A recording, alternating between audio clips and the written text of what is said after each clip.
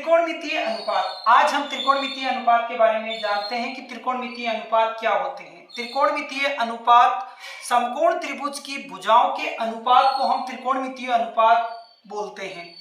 तो त्रिकोणमितीय अनुपात के अंदर हमारे 6 त्रिकोणमितीय अनुपात आ जाते हैं, जिनको कुछ इस प्रकार से हम डिफाइन करते हैं। Sine theta, cos theta, tan theta, cot theta, sec theta, cosec theta. इस प्रकार से हम त्रिकोणमितीय अनुपात को लिखते हैं। और ये त्रिकोणमितीय अनुपात होते क्या हैं? साइन थीटा होता है लंब बटा कर्ण, कोस थीटा होता है आधार बटा कर्ण, टेन थीटा होता है लंब बटा आधार, कोट थीटा होता है आधार बटा लंब, और सेक थीटा होता है कर्ण बटा आधार, और कोसेक थीटा होता है कर्ण बटा लंब।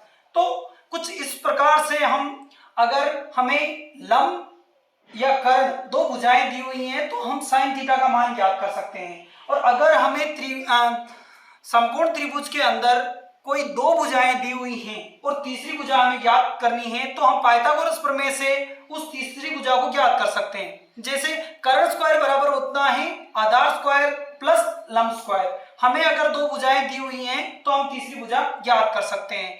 और अगर हमें तीनों भुजाएं मिल जाती हैं तो हम ये 6 ही त्रिकोणमितीय अनुपात हम इन भुजाओं की सहायता से हम उनको ज्ञात कर सकते हैं। और ये साइन थीटा जो होता है वो होता है 1 अपॉन कोसेक थीटा, और कोस थीटा होता है 1 upon sec theta, tan theta होता है 1 upon cot theta, cot theta होता है 1 अपॉन टेन थीटा, और सेक थीटा होता है 1 upon cos theta, cosec theta होता है 1 अपॉन साइन थीटा। इन त्रिकोणमितीय अनुपातों को अगर हमें साइन थीटा का मान पहले से ही पता है और हमें कोसेक थीटा का मान ज्ञात करना है तो उसके मान को उसके व्युत्क्रम में लिखेंगे अपन। साइन थीटा बराबर 1 अपॉन कोसेक थीटा। अगर साइन थीटा का मान यहाँ लिख देंगे और कोसेक थीटा का मान यहाँ मान ज्ञात करना है तो इसको यहाँ गुना करके हम कोसेक थीटा का मान ज्ञात कर सकते हैं। अब हम जानते हैं त्रिकोणमितीय अनुपात की सर्वसमीकाएं। त्रिकोणमितीय अनुपात की 3 सर्वसमीकाएं हैं जिनकी सहायता से हम, अगर हमें साइन थीटा का मान दिया हुआ है और कोस के पदों में उसका मान ज्ञात करना है तो हम इस सर्वसमीका का यूज करेंगे।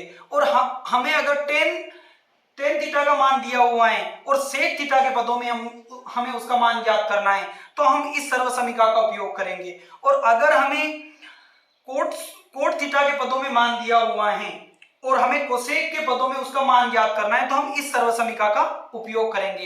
ये सर्वसमीकाएं कुछ इस प्रकार होती हैं। Sine square theta plus cos square theta बराबर 1, 1 प्लस टेन स्क्वायर थीटा बराबर sec square theta, 1 plus cot square theta बराबर कोसेक स्क्वायर थीटा। अब इन्हीं सर्वसमीका की सहायता से हम, अगर हमें साइन थीटा के पदों में कोस थीटा का मान ज्ञात करना है तो साइन को उधर भेज देंगे। जैसे साइन स्क्वायर थीटा बराबर 1 माइनस कोस स्क्वायर थीटा, ये जो भी मान प्राप्त होगा वो हमारा कोस के पदों में मान प्राप्त हो जाएगा।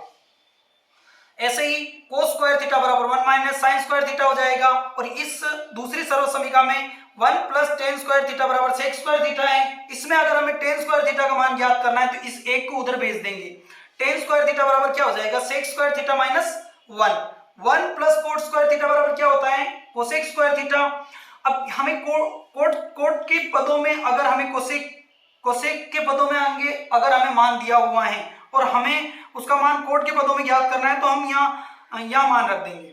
इस सर्वसमीका का यूज करके हम कोसेक के पदों में या फिर कोट के पदों में हम उसका मान निकाल लेंगे। ठीक है, ये सर्वसमीकाएं। इन सर्वसमीकाओं को आसानी से याद करने की एक ट्रिक होती है, वो कुछ इस प्रकार होती है। अब देखो, sine theta, cos theta, tan theta, cot theta, sec theta, cosec theta, ये सीक्वेंस होती है। इनको सीक्वेंस से याद करने के बाद में हम इन सर्वसमीकाओं को भी आसानी से याद कर सकते हैं। वो कुछ इस प्रकार होता है। देखो, sign square theta plus cos square theta बराबर 1 हो गया। इन दोनों को जोड़ो और प्लस का चिन्ह लगा दो। फिर उसके बाद में अल्टरनेट हमें जोड़ना पड़ेगा, एक को छोड़ते हुए दूसरे को लेना होगा। जैसे टेन और सेक को साथ में ले लो और कोट और कोसेक को साथ में ले लो, तो ये हमारी तीनों सर्वसमीकाएं याद हो जाएगी। अब इसके बाद हम चर्चा करते हैं त्रिकोणमितीय सारणी के बारे में कि त्रिकोणमितीय सारणी क्या होती है। देखो, त्रिकोणमितीय सारणी कुछ इस प्रकार होती है कि अगर हमें किसी समकोण त्रिभुज का एक कोण का मान दिया हुआ है तो हम उस कोण की सहायता से भुजाओं के अंदर संबंध ज्ञात कर सकते हैं। वो कुछ इस प्रकार से होता है कि जैसे साइन साइन थीटा का अगर हमें इस त्रिकोणमितीय सारणी को हमें अगर बनाना है तो उसको मैं बनाना सिखाता हूं कैसे बनाते हैं। सबसे पहले आप इस त्रिकोणमितीय सारणी को अगर आप बनाना चाहते हो तो आपको 0 डिग्री, 30 डिग्री, 45 डिग्री, 60 डिग्री और 90 डिग्री इनका मान ज्ञात करना होगा। और साइन थीटा का सबसे पहले हम मान ज्ञात करते हैं। साइन का 0 degree, 30 degree, 45 degree, 60 degree, 90 degree इनका मान कुछ इस प्रकार से निकलता है कि सबसे पहले आपको 0, 1, 2, 3, 4 तक आपको क्या करना है, गिनती लिखनी है। 0, 1, 2, 3, 4 ये लिखने के बाद आपको प्रत्येक में 4 का भाग लगाना है। प्रत्येक संख्या में किसका भाग लगाना है? आपको 4 का भाग लगाना है।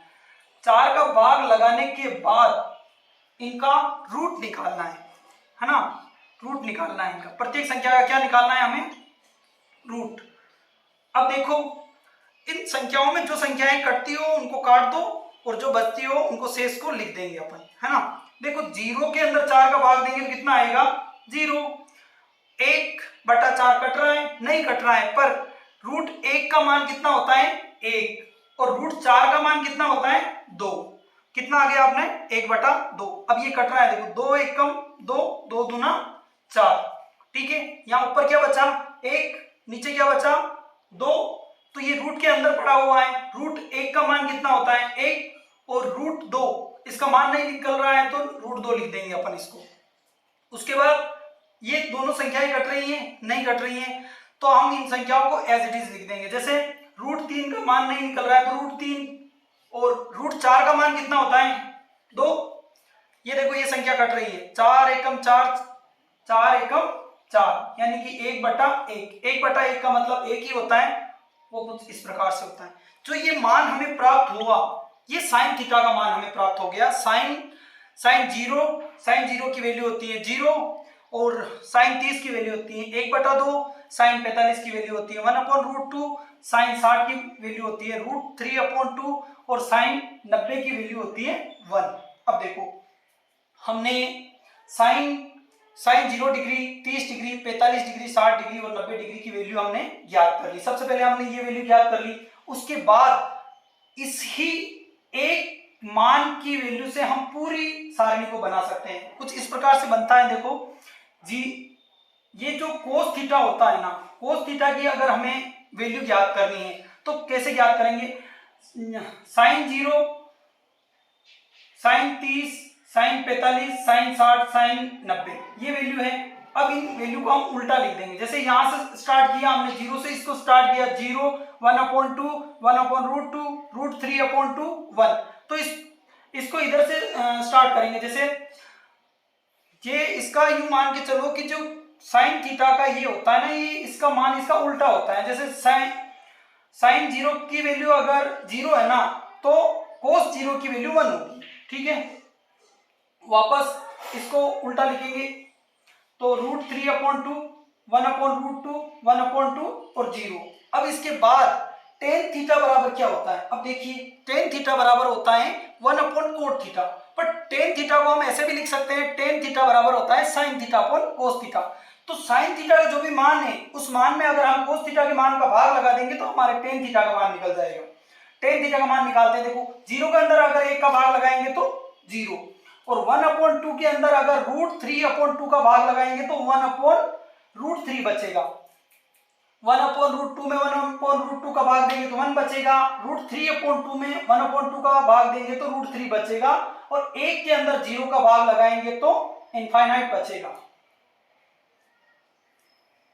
ठीक है, अब इसके बाद जो हमने इस साइन थीटा के मान का फिर कोस थीटा के मान के साथ किया था कि इनको उल्टा लिखा था, उसी प्रकार से हम कोट थीटा के मान को इस टेन थीटा के मान का उल्टा लिख देंगे।